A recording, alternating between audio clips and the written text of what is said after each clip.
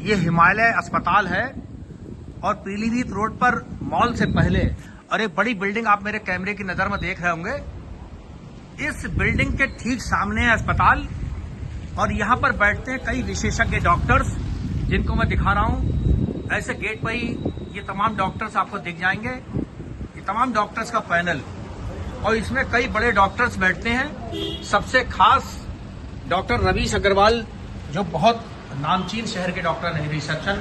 Doctor Ravish जी नमस्कार। नमस्कार। क्या हाल है साहब? बहुत बढ़िया। गर्मी पड़ रही है सर, आपके केबिन में चल के बात कर ली जाए। आई।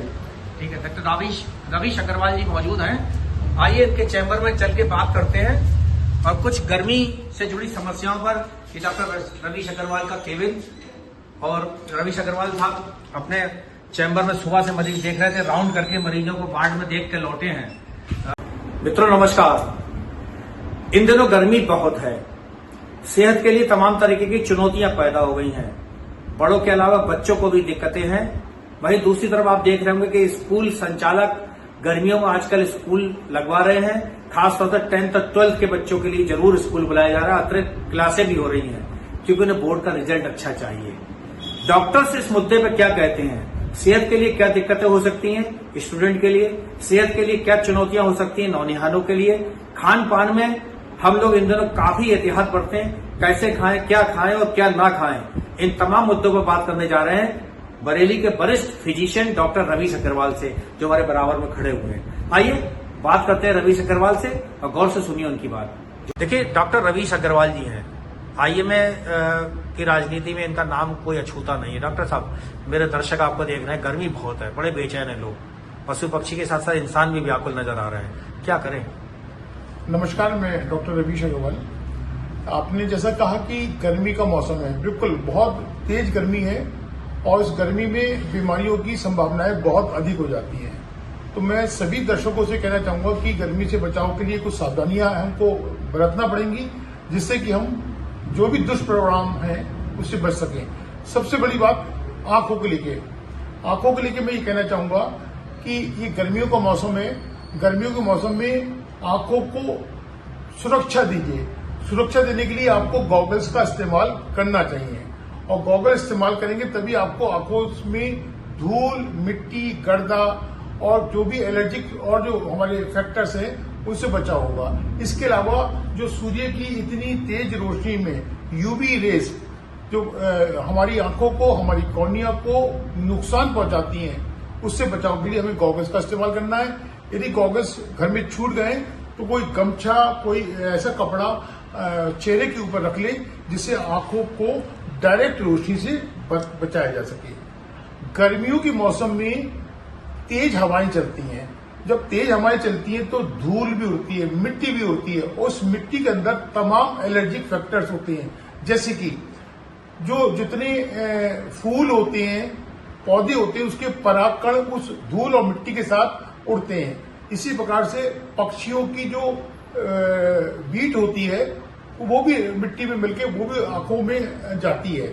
इसके अलावा इस टाइम गर्मियों के मौसम में गेहूं की कटाई होती है, तो गेहूं की कटाई के साथ भूसा हवा के साथ, मिट्टी के साथ उड़ता है और हमारी आंखों में जाता है। जब हमारी आंखों में जाता है, आंखें लाल पड़ जाती हैं और हम उसको आंखों को अपने हाथों से खुजाते हैं।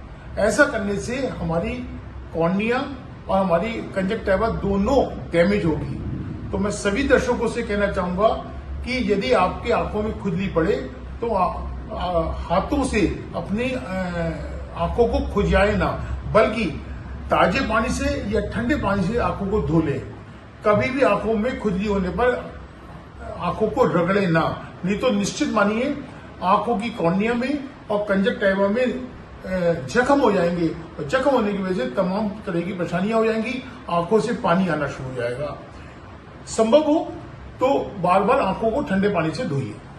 डॉक्टर साहब, गर्मी के दिनों में अक्सर देखा लोग स्ट्रीट फूड खड़े होकर खाते हैं, कटे फल, तरबूज कटे हैं, खरबूजा है, ऐसी चीजें खाते हैं, क्या इनसे भी कोई नुकसान हो सकता है? बिल्कुल, गर्मी के मौसम में स्ट्रीट फूड तोबा, बिकॉज इतनी गर्मी है कि स्ट्रीट फूड जब बनेगा तो 2, 4, 5 घंटे पहले बनेगा। वहां पे रेफ्रिजरेटर की कोई व्यवस्था नहीं है, तो प्लस धूल मिट्टी गर्दा जो सड़क पे उड़ रही है वो उस खाने के पदार्थों को दूषित करेगी। मक्खी मच्छर की संभावनाएं बहुत ज्यादा बढ़ जाती हैं। तो मेरा सभी दर्शकों से निवेदन है कि स्ट्रीट फूड से बचें, क्योंकि वो 3-4 घंटे में इतनी गर्मी में बासी हो जाएगा, प्रदूषित हो जाएगा। वहां पे फ्रीजर की व्यवस्था नहीं है। प्लस आप देख सकते हैं कि स्ट्रीट फूड को ढकने का तक का अच्छा इंतजाम नहीं होता। न ढकने की वजह से उसमें मक्खी मच्छर और तमाम तरह के धूल जिसमें कि तमाम बैक्टीरिया वायरस हैं वो बैठेंगे। तो मेरा निवेदन है स्ट्रीट फूड से बचें। और जो कटे हुए फल मार्केट में बिकते हैं, तरबूज, खीरा, ककड़ी, इनको बचें। और यदि आपको खाना है अपने घर पे लाइए, उसको धोइए और घर में तुरंत काट के खा लीजिए। क्या गन्ने का जूस तरावट देता है साहब? पुदीना पड़ता है, नींबू पड़ता है, हमारे अक्सर लड़कियां स्कूलों से निकलते हैं, खूब तरावट लेते हैं, क्या उससे ही कोई नुकसान हो सकता है? नहीं, बिल्कुल नहीं नुकसान होता, लेकिन हमें इस बात का ध्यान रखना है कि वो गन्ने के जूस का ठेला कितना साफ सुथरा है, वहां पे कितनी मक्खियां हैं। यदि मक्खियां नहीं हैं तो आप इस्तेमाल कर सकते। प्लस ये भी देखना है कि जिस गन्ने का रस निकाला जा रहा है वो गन्ना साफ है, धुला हुआ है या नहीं, मशीन धुली हुई है या नहीं, जिस जग के अंदर गन्ने का रस निकाला जा रहा है वो गंदा तो नहीं है, जिन बर्तनों से हमारे लिए गन्ने का जूस दिया जा रहा है वो साफ सुथरा है या नहीं। प्लस संभव हो तो उसमें बर्फ पड़वाने से बचे, क्योंकि वो बर्फ अच्छे पानी से नहीं बनाई जाती है।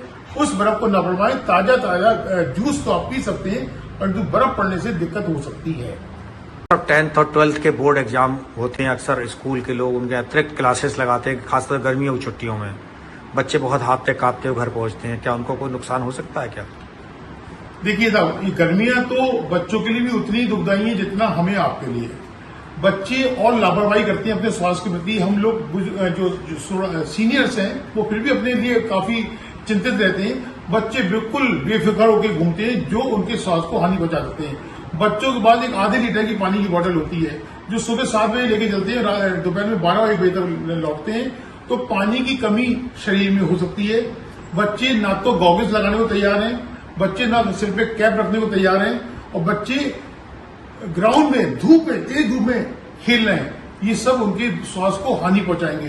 प्लस ये स्कूल जाने वाले बच्चे अक्सर स्ट्रीट फूड ठेलों पर खड़े पाए जाते हैं, कुछ भी खाना खा लेते हैं जो उनके स्वास्थ्य को हानि पहुंचा सकते हैं। मेरा आपके माध्यम से निवेदन है कि बच्चे सिर पे कैप लगाएं, चेहरे पे आंखों पे गॉगल्स लगाएं, जितना संभव हो धूप से बचें, छांव में रहें, अधिक से अधिक तरल पदार्थ का सेवन करें जिससे कि शरीर में डिहाइड्रेशन ना हो, और लू लगने की वजह से उनको हाइपरथर्मिया हो सकता है, जिसकी वजह से बॉडी का टेम्परेचर बहुत तेजी से बढ़ जाएगा। उससे बचें। और जो स्ट्रीट फूड बच्चे हमारे खा रहे हैं, खुले में खाना बिक रहा है, उससे बचें। माता पिता अक्सर बच्चों को मोटरसाइकिल पे जा रहे हैं, गोद में बच्चा है, माए अपना तो चेहरा ढक ले रही, बच्चों को नहीं ढक पाती, क्या नौनिहालों के लिए कुछ सलाह देना चाहेंगे? बहुत अच्छी बात कही आपने। मेरा प्रश्न ये है कि हम इतनी तेज धूप में उन बच्चों को लेके घर से बाहर क्यों निकल रहे हैं? हम या तो अर्ली मॉर्निंग में उस काम को निपटाएं या लेट इवनिंग में उस काम को निपटाएं। और यदि बहुत मजबूरी वश ही आपको निकलना पड़ा है तो बच्चों को ढकें। बच्चों को भी, छोटे छोटे बच्चों के लिए भी कैप्स आती हैं, छोटे छोटे बच्चों के लिए भी गॉगल्स आते हैं, या माँ अपने आंचल से उसको ढके। लेकिन डायरेक्ट यदि सन एक्सपोजर होगा तो निश्चित तौर से हमारे बच्चे बीमार हो सकते हैं। आप पुराने शहर में मिलते थे, आजकल कहाँ मिलेंगे? अगर हमारे वीडियो देखने के बाद आपको ढूंढने के लिए हमारे दर्शक और मरीज आए तो आपको कहाँ मिल पाएंगे, कितने बजे से कितने बजे तक? जी बिल्कुल। मैं फीनिक्स मॉल के आगे और फन सिटी से पहले आशुतोष सिटी में हमने एक नया अपना छोटा सा अस्पताल बनाया है, हिमालयन हॉस्पिटल। उसमें उपलब्ध हूँ सुबह 11 बजे से लेकर दोपहर में 2 बजे तक, और शाम को 6 बजे से लेकर 8:30 बजे तक। आप मेरे से कभी भी संपर्क कर सकते हैं, मैं हमेशा उपलब्ध हूँ।